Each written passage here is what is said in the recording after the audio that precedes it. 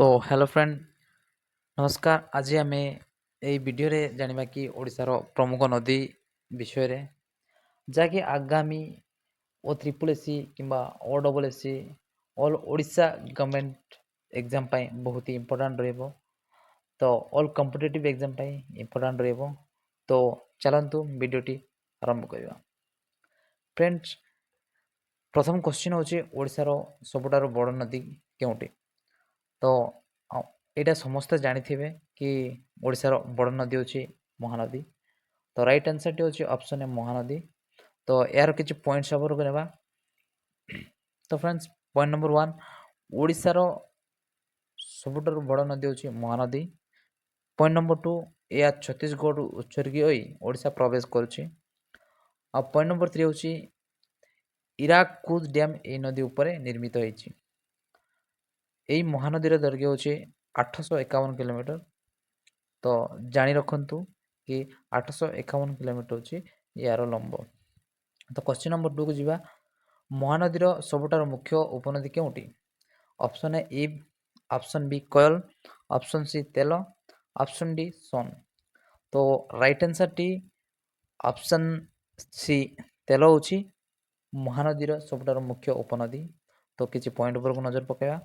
तो पॉइंट 1 रहिला तेलो नदी होची महानदीर सबुठार बड़ उपनदी। तो पॉइंट नंबर 2, या कलाहांडी जिल्लारू बाहरची जाकि संबलपुर निकटरे महानदीटारे मिले। तो या संबलपुर निकटरे ए तेलो नदीटी महानदी संगे मिलन घटी थाए।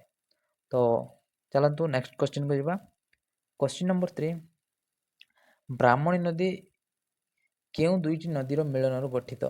तो जो ब्राह्मणी नदी अछि तार केउ दुईटी नदी संगे मिलन होई ब्राह्मणी नदी आरंभ होची। तो ऑप्शन ए कोयल और शंख, ऑप्शन बी सोनो और फाइन, ऑप्शन सी तेलो और इब, ऑप्शन डी झोंको और हारबा। तो फ्रेंड्स, यार राइट आंसर टी होची प्ले कोयल और शंख। कोयल और शंख नदी मिसिकी ब्राह्मणी नदी संगे मिसुची। तो ता मेलन रे ब्राह्मणी नदीटा सृष्टि होची। तो किसी पॉइंट ऊपर को नजर पकेबा। ब्राह्मणी नदी झारखंड रु बाहरी कोयल और शंख संगे मेलन जन्म होची। माने झारखंड रे कोयल और शंकर मेलन रे ब्राह्मणी नदी सृष्टि होची। तो यह ओडिशार मुख्य नदी मानक मध्य गोटे होची ब्राह्मणी नदी। तो यार लंब होची 799 किलोमीटर। ब्राह्मणी नदी बैतरणी नदी संगे यार दमरारे अभिमुख होची माने मिसुची। ब्राह्मणी नदीर लंब केते 799 किलोमीटर। तो क्वेश्चन नंबर 4 को जीवा। बैतरणी नदी केउ जिल्लारू उत्सर्गी? माने बैतरणी नदीटी केउ जिल्लारू बाहरुची? तो option A Keonjhar, option B Mayurbhanj, option C Angul, option D Kalahandi. तो राइट आंसर टी होची ऑप्शन ए केउझर रु बैतरणी नदी बाहरुची। तो केउझर बैतरणी गुंडीचा घारड़ पहाड़रू उत्सर्गी होची बैतरणी। तो यह सोर और भद्रक माध्यम प्रभावित होची। माने सोर आम ओडिशार सहर सोर आउ भद्रक ए दुईटी सहर देकरी प्रभावित होची। यार लंब होची 360 किलोमीटर। किंतु एहाकू पवित्र नदी बोली कुआ जाए। ओडिशार पवित्र नदी बोली बैतरणी नदी को कुआ जाए। तो नेक्स्ट क्वेश्चन जीवा। सुवर्णरेखा नदी केउ जिला माध्यम रे ओडिशा रे प्रवेश करे? सुवर्णरेखा नदी केउ जिला माध्यम रे ओडिशा प्रवेश करे? तो option A Baleswar, option B Mayurbhanj, option C Cuttack and option D Ganjam. तो राइट आंसर टी होची option A Baleswar. Baleswar Baleswar district ମାଧ୍ୟମରେ ଓଡ଼ିଶା ପ୍ରବେଶ କରୁଛି ସୁବର୍ଣ୍ଣରେଖା ନଦୀ। ତ ସୁବର୍ଣ୍ଣରେଖା ନଦୀ ହେଉଛି ଝାଡ଼ଖଣ୍ଡରୁ ବାହାରି ବାଲେଶ୍ୱର ପ୍ରବେଶ କରି ଓଡ଼ିଶା ଯାଉଛି। ତ ଘୋଷାଘାଇ ନିକଟରେ ସମୁଦ୍ର ପ୍ରବାହିତ କରୁଛି। ଯେଉଁ ବଙ୍ଗୋପସାଗରରେ ଘୋଷାଘାଇ ନାମକ ଏକ ଜାଗା ଅଛି, ସେଇ ଜାଗାଠୁ ବଙ୍ଗୋପସାଗରରେ ମିଶୁଛି। ତ ଏହାର ଲମ୍ବ ହେଉଛି 395 କିଲୋମିଟର। ତ ଏହା ଓଡ଼ିଶାର ଉପର ପୂର୍ବ ସୀମା ଗଠନ କରେ, ମାନେ ଉପର ସୀମା ଭାଗକୁ ପ୍ରବାହିତ ହେଉଛି। ତ କ୍ୱେଶ୍ଚିନ୍ ନମ୍ବର 6, ଇବ୍ ନଦୀ କେଉଁ ନଦୀର ଉପନଦୀ? ତ option A Brahmani, option B Mahanadi, option C Baitarani, option D Subarnarekha. ତ ରାଇଟ୍ ଆନ୍ସର୍ଟି ହେଉଛି ଅପସନ୍ ବି ମହାନଦୀ। ମହାନଦୀ ଇବ୍ ନଦୀର ଉପନଦୀ। ଇବ୍ ନଦୀ ମହାନଦୀର ଉପନଦୀ। ତ କିଛି ପଏଣ୍ଟ ଉପରକୁ ନଜର ପକାଇବା। ଇବ୍ ମହାନଦୀର ମୁଖ୍ୟ ଉପନଦୀ। ଏହା ସୁନ୍ଦରଗଡ଼ରୁ ବାହାରୁଛି। ବେଲ ପାହାଡ଼ ନିକଟରେ ମହାନଦୀଟାରେ ମିଶେ। ଯେଉଁ ବେଲ ପାହାଡ଼ ବୋଲି ଜାଗା ଅଛି, ତାହିଁରେ ମହାନଦୀ ସାଙ୍ଗେ ଇବ୍ ନଦୀର ମିଳନ ଘଟେ। ତ ଇବ୍ ନଦୀ ମହାନଦୀର ମୁଖ୍ୟ ଉପନଦୀ। କ୍ୱେଶ୍ଚିନ୍ ନମ୍ବର 7, ନାଗାବଳୀ ନଦୀ କେଉଁ ଜିଲ୍ଲାରୁ ଉତ୍ସର୍ଗୀ? ନାଗାବଳୀ ନଦୀ କେଉଁ ଜିଲ୍ଲାରୁ ଉତ୍ସର୍ଗୀ? Option A Koraput, option B Ganjam, option C Kalahandi, option D Rayagada. ତ ରାଇଟ୍ ଆନ୍ସର୍ଟି ହେଉଛି ଅପସନ୍ ବି ଗଞ୍ଜାମ। ଗଞ୍ଜାମ ଜିଲ୍ଲାରୁ ନାଗାବଳୀ ନଦୀ ବାହାରୁଛି। ତ କିଛି ପଏଣ୍ଟ ଉପରକୁ ନଜର ପକାଇବା। ନାଗାବଳୀ ନଦୀ ଯେଉଁ ଗଞ୍ଜାମ ଜିଲ୍ଲାର ଲାଙ୍ଗୁଳିଆ ପାହାଡ଼ରୁ ବାହାରୁଛି। ଏହା କଳିଙ୍ଗପଟ୍ଟନମ ମାନେ ଆନ୍ଧ୍ରା ନିକଟରେ ସମୁଦ୍ର ପ୍ରବେଶ କରୁଛି, ଯେଉଁ ବଙ୍ଗୋପସାଗରରେ। ଏହାର ଲମ୍ବ ହେଉଛି 256 କିଲୋମିଟର। ଋଷିକୁଲ୍ୟା ନଦୀ କେଉଁ ଜିଲ୍ଲାରେ ଉତ୍ସର୍ଗୀ? ତ ଋଷିକୁଲ୍ୟା ନଦୀ option A Ganjam, option B Koraput, option C Kalahandi, option D Kandhamal. ତ ରାଇଟ୍ ଆନ୍ସର୍ଟି ଅପସନ୍ ଡି କନ୍ଧମାଳ। କନ୍ଧମାଳ ଡିଷ୍ଟ୍ରିକ୍ଟରେ ଋଷିକୁଲ୍ୟା ନଦୀ ବାହାରୁଛି। ତ କିଛି ପଏଣ୍ଟ ଉପରକୁ ଯିବା। ଋଷିକୁଲ୍ୟା ନଦୀ ଯେଉଁ ଓଡ଼ିଶାର କାଶ୍ମୀର ବୋଲି କୁହାଯାଏ ଦାରିଙ୍ଗିବାଡ଼ି ପାହାଡ଼ରୁ ବାହାରୁଛି। ଗୋପାଳପୁର ନିକଟରେ ବଙ୍ଗୋପସାଗର ପ୍ରବେଶ କରୁଛି। ଋଷିକୁଲ୍ୟାର ଲମ୍ବ ହେଉଛି 165 କିଲୋମିଟର।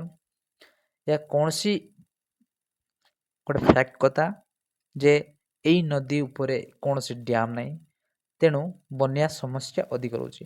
କାହିଁକିନା ଡ୍ୟାମ୍ ଥିଲେ କିଛି ପାଣି ସଂଗ୍ରହ କରି ରଖେ, ତ ଯେଉଁଥିରେ କି ବନ୍ୟାର ପ୍ରଭାବ କମ୍ ରହିଥାଏ। କ୍ୱେଶ୍ଚିନ୍ ନମ୍ବର 9, ବୁଢ଼ାବଳଙ୍ଗ ନଦୀ କେଉଁ ଜିଲ୍ଲାରୁ ବାହାରୁଛି?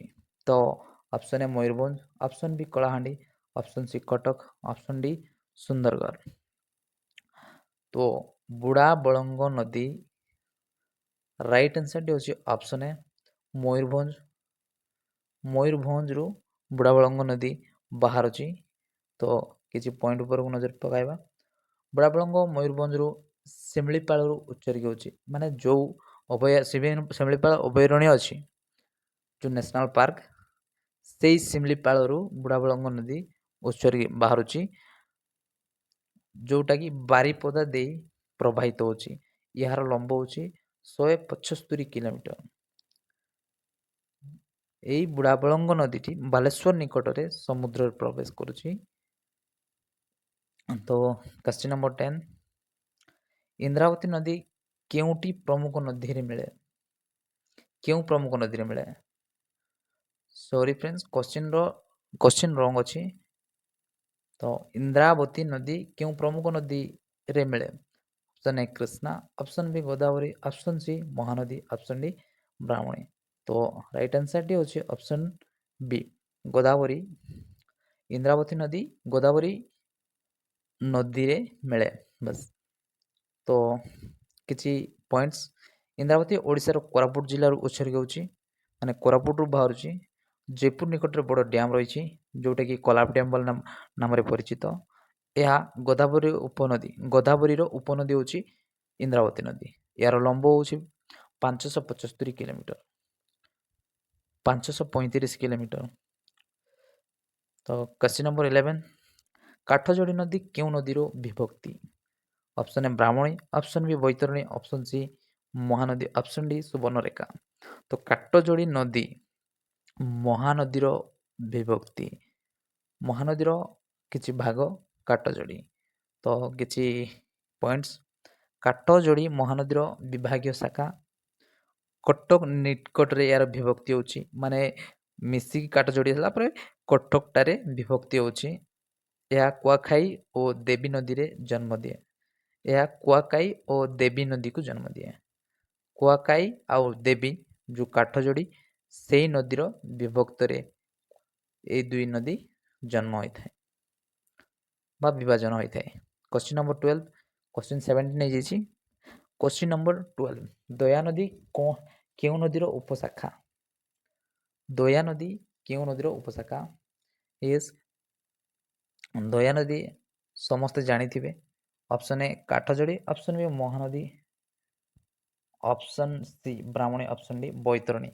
ଦୟାନଦୀ ପିଲେ କାଠଯୋଡ଼ି ନଦୀର ଉପଶାଖା। କିଛି ପଏଣ୍ଟ ଉପରକୁ ଦେବା। ଦୟାନଦୀ କାଠଯୋଡ଼ିର ଶାଖା ପିପିଲି ମାଧ୍ୟମରେ ପ୍ରବାହିତ। ପିପିଲି ମାଧ୍ୟମରେ ପ୍ରବାହିତ କୋଣାର୍କ ନିକଟରେ ସମୁଦ୍ରରେ ପ୍ରବେଶ କରୁଛି। ଯେଉଁ ବଙ୍ଗୋପସାଗର ରହିଛି କୋଣାର୍କ ନିକଟରେ ଏହାର ପ୍ରବେଶ ହେଉଛି। ତ ଏଇ ଥିଲା ଫ୍ରେଣ୍ଡସ୍ ଆଜିକାର କିଛି ନଦୀବନ୍ଧ ବିଷୟରେ MCQ ଆଉ କିଛି ପଏଣ୍ଟସ୍।